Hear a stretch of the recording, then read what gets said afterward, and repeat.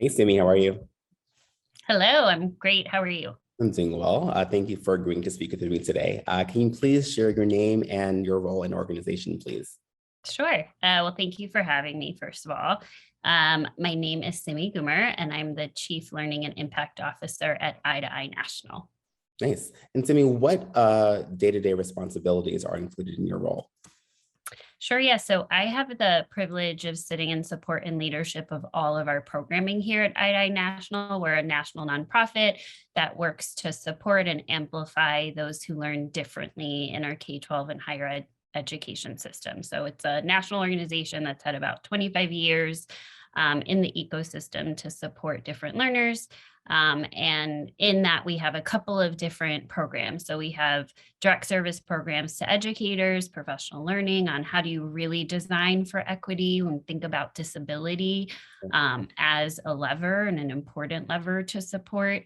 And our near peer mentoring program, which works directly with middle school, high school, and college students, as well as a young adult led club model, which is really about young people taking on change making and action taking in their local communities and what really makes the most sense and feels most meaningful to them.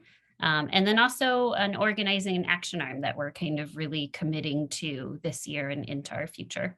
Yeah. And Simmi, so in thinking about just the world of schooling, right? What can school leaders or school organizations, school districts do to better serve their students with learning differences? I love that question. I think there's so much really great stuff already happening, and the conversations around equity I'm seeing more and more really include the social construct of disability and neurodiversity as something we really need to take um, stock of. I think for me, the bigger questions are how do we think about equity as an action and not just a slogan? And I think that incents us and encourages us and kind of forces us to have some tough conversations around how is our school, how are our classrooms, how is our learning designed to really uplift all learners. And so from the schedule to the budget to the way that we report out progress are all important things to really investigate as learning communities to understand how they incent or de-incentivize supporting all learners. I think tactically as well, there's a real question of how do we audit even just our language? Like what ableist practices do we have alive in our learning communities that on a day-to-day basis actually do the opposite of providing a sense of belonging for all of our learners, right? And then how do we utilize tools like an IEP or a 504 that are really created around kind of compliance and legal requirements, but when used properly and when built upon, when we see that as kind of the foundational step, can really incent powerful community conversation and collaboration between the student, between the family, and between the teacher. Yeah. So just a couple things. Just a couple things. I mean, and as a parent who, as a parent of a student with learning differences, I mean, of course, I'm asking this next question for my own personal edification, but also just for the Yeah. purposes of our audience. Where are examples in our country where you're seeing this done exceptionally well?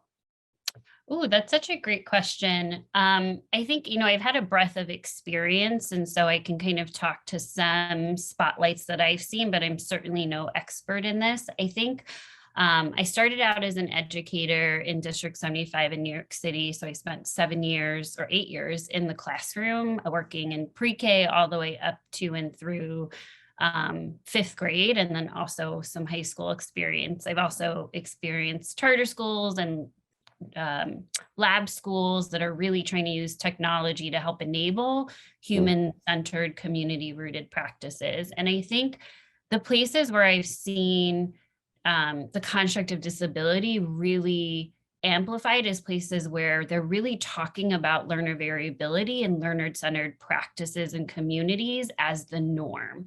And so I think where I find it most powerful is communities that are really willing to have those tough conversations.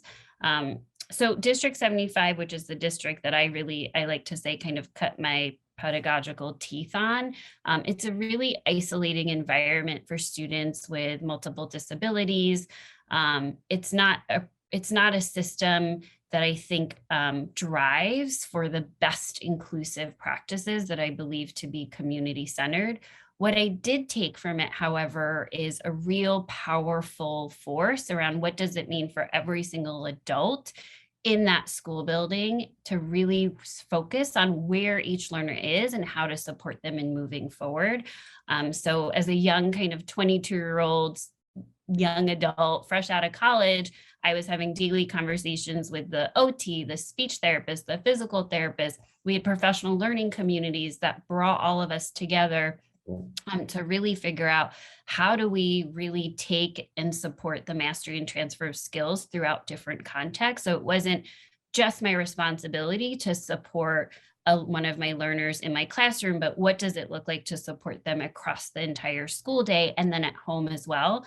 And our PTs and our speech therapists and our OTs had a similar sort of construct and view of like what our role was in the school. So we really tried our best to kind of break down these artificial buckets of responsibility of like, well, that's not my kid, or like, you know, that student doesn't get this related service, so I don't have to work with this child. And I think that was, you know, no system is perfect for sure. And I have a lot of experience in this system, and it's not specific to the school or the people, but just the way the system has been designed. But I really took that powerful sense of collaboration. I think a lot of the schools that we work with that have made a commitment to bring our near peer mentoring program in, as well as our professional learning, are really grappling with what does it mean to just continue to grow an ecosystem of support for all learners, in particular neurodivergent learners with an LD ADHD identity. And I find that really powerful because it might be seemingly a small number of students. 1 in 5 is the statistic we tend to work with. I think 20% of a learning community is quite a large number. And that's just kind of those that are identified, right? And we can have a conversation about diagnosis and the privilege that comes with that, and how there's over and under identification in certain marginalized or racialized groups in this country. But generally, I think schools that I've seen that are really committed to expanding the ecosystem of support for different types of learners are really where I find those to be the most energizing. Yeah, what's interesting about that is whether it's 1%, 5, or 20%, those are still real children, right? Yeah. As parents like myself want them to have access to an amazing free public education. And you need to jump through all of these hoops to ensure that that can happen. I also realized that, of course, district schools, all schools have the best of intentions when it comes to serving their populations, all of their populations. What can school districts do or school organizations do if they find themselves struggling to deliver on that promise? I think one thing that is imperative is to really continue to have the conversation and think about how supporting the 1 in 5 really uplifts the learning environment for every single learner. And I think that like kind of erasing this artificial boundary of the 1 in 5 and the 4 in 5 will really help us kind of continue to elevate and shift the conversation. So let me give you an example. Our organization, Eye to Eye, was at South by Southwest EDU just this past March. And I was speaking with a group of teachers, middle school teachers from somewhere in Texas. I don't remember where. And I was talking to them or with them about our professional learning program. And one of the teachers said, you know, we really need learning like this in our school. I have, 6 students in my classroom who have it written on their IEP that they all need preferred seating, but I don't have that many preferred seats in my classroom. So like, what am I to do? And I don't blame the teacher, right? She or they were really eager to to figure out ways to support those students in the classroom. And quite frankly, they had read the IEPs, which you and I both know is sometimes that in of itself can be a challenge for general education teachers, just to access the information or have time to sit with it and understand what it means for them in the context of their classroom. And I said to her, I think that's what's most powerful about our professional learning and eye to eye is, yes, the entry point certainly is how do you support neurodivergent learners and how do you ensure, of course, baseline, there's a foundational compliance, but it's more than that. It's how do you orient your entire system of learning in your classroom to support by design, it's equity by design, but by being learner centered, you're going to uplift the learning environment for all students. And I think that's important because the more we break students down into groups and tackle them in segments, the less we really understand that this is a community of learners. And we're here both as the adult and kind of holding the power stick, but also how do we help one another in this space as well. So I think that's an important perspective to have of like, to truly be community rooted, to truly be equitable, to truly be learner centered. It really means understanding where your learners are and whatever tools you have in your disposal, use them, understand them, and have that be the foundation, right? We can build off of it. Of course, that takes time and learning. And we know that general education teachers often come into our classrooms with very little formal understanding of kind of brain-based learning needs. So the statistic is if you're a gen ed teacher and you went through a traditional track to get to the classroom for higher education, you likely have one course that was really focused on disability. I went through a traditional track myself many years ago, and I had a few more than one course, but all of them were really about behavioral science and behavioral management. And it really wasn't about what's happening in the brain, what is happening for our learners when we're asking them to do different types of learning strategies or transfer opportunities, or what does it mean to have sensory overload, and how do you create space for students where they can tap into their focus, because there aren't 750 charts on the wall or bright colored classroom paintings. There's just kind of these basic things that we just don't have conversations about, even beyond just kind of the behavior management. So I think where eye to eye really serves to fill that critical gap is to say teachers deserve support in thinking through this and talking about it and engaging in reflective practice about what does it mean to support all learners and pull that thread from formal education into the context of the classroom and sit alongside teachers. So this is, our belief is we're not coming from the top, we're coming to sit alongside you and say, hey, let's really figure out what your goals are, what you're trying to do in your classroom, and how do we work with you to support those shifts in practice. And speaking of sort of sitting alongside, one group that tends to be left last in the conversation are parents, right? Mm-hmm. So what advice do you have? I mean, and we've spoken offline, so I've benefited from your advice, but what advice do you have for parents who are trying to advocate for their children?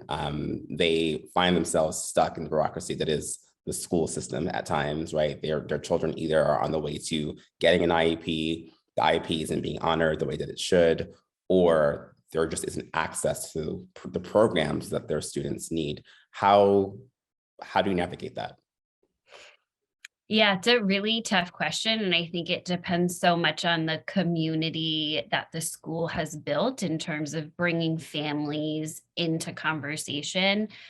When I was a principal, I would always tell my teachers, no matter whether you have an engaged family member or a disengaged family member, it's the same amount of energy that you're deploying to try and partner with that family. And so you just got to keep going. And I feel the same about the family, which it's a terrible notion that it falls on individuals, whether it's the family or the parent, but this is why system-based understanding is just so crucial to equitable practices, right? So equitable practices is not just, I'm going to maintain the status quo and find moments within to shift. It's really understanding how do you build a better system parallel to the one you're living in and kind of make a move to that system over, over time, hopefully as quick as possible. But we know how slow our school system moves just because of the size of it. So my advice to families, and I'm not sure I'm the best person to give advice to, but just from my experience is don't give up, keep going, find ways to connect with the teacher and show them that you ultimately are part of the team, and that team building and that collaboration is going to make their job easier as well. I think sometimes teachers have a notion that the more communication and the more collaboration can lead to almost a fear of letting go of the power or the autonomy or the agency that they deserve to have in the classroom as well as the professional. But ultimately, this really is, if we're all here to do what's best for each individual student, then it's incumbent on us to bring the right people to the table at all times. So when I used to do IEP meetings, I would always start with the strengths of the student. I would always ensure that the parent got time to say, okay, what are you hoping to get out of this meeting? How do we ensure that this meeting meets your needs and not just the needs of me to check a box and say, yep, like IEP meeting done, we're ready to go. And so I think just opening up space for conversation and community is important on the teacher side, but if the teacher's not doing it or the administrators are not doing it, I hope that adults continue and families continue to see themselves as the best sometimes advocate for the child. And I recognize the burden that I'm saying should be placed on the family member, but if you don't advocate for your child, who will ultimately, in these kind of large systems? Yeah. And so my final question to you is actually about questions you're asking yourself at this moment. Mhm. So, we have learned a lot of lessons, good ones and not so good ones, particularly during the pandemic. I know that we've, I think, experienced a lot, I would call COVID fatigue. We talk about the pandemic, nauseam these days, it feels like, but what are some big questions that you've been asking yourself as of late about your work or about the education sector on a whole? Yes, that's a really great question. I think overall for me, given the work that Eye to Eye has been doing for 25 years, and I know will continue to do, is we're a very young people-led and centered organization. So how some of the big questions we're asking ourselves is, how do we just continue to stay centered on our young people voices? What structures do we have in place to ensure that as we all age, and we, my boss Marcus always says I'm a former young person. And so how do we just ensure that we don't just say we are led by the voices of our young people? We actually have organizing structures that ensure and hold us accountable to ensuring that that voice is really driving our strategy and the execution of our vision. So that's one kind of big question around Eye to Eye overall as an organization. I think the other piece is we've seen when it comes to like COVID fatigue, of course, there's all of the intersections of what trauma does on our young people and on all of us. And so what does it look like when we think about mental health and kind of the diagnosis process to be eligible for services or supports through an IEP? What does it look like when we have young people who are losing family members? Like, these are all questions that we're thinking about at Eye to Eye as we continue to kind of evolve our programming and our community of support. Internally as well, we've moved from being an office-based organization to being remote first. So there's a lot of thinking and work and learning and kind of sprints of how do we best support ourselves internally to ensure that we are ready to support others. And I think generally when it comes to the education space, we're really doing a lot of thinking and talking about ableism, anti-ableist practices, the intersectionality of all of this work. And also just what does it mean to move from trauma-informed to healing-centered work? And so at Eye to Eye, that's really about integrated identities and agency and autonomy and helping our young people gain a greater sense of self-efficacy. Um, and it's about like, for us, really disability pride and then moving towards disability advocacy and disability justice. That's kind of the path we hope to walk alongside our young people on. But it's been a lot these past 2 years, certainly. And I went back into the classroom after, gosh, 13 years in education and in education administration positions, even kind of leading a network of lab schools. So I know firsthand what it means to be in the classroom and shift from being in person to being remote, what it means to work alongside families and young learners during a pandemic when they're at home and you're at home. And so I'd like to think that I will continue to build my sense of empathy and my compassion, really, which to me is like the action that empathy kind of creates. Just towards kind of serving our community. Yeah. Well, Simmi, thank you so much for the work that you and your organization continues to do to serve our community. Again, as a parent of a student with learning differences, it is incredibly heartening to know that there are a group of people who are solely focused on ensuring that students like him will have great experiences as they navigate themselves through the K-12 experience and beyond. So thank you. You're welcome. I'm glad to be doing this work alongside you. Thank you.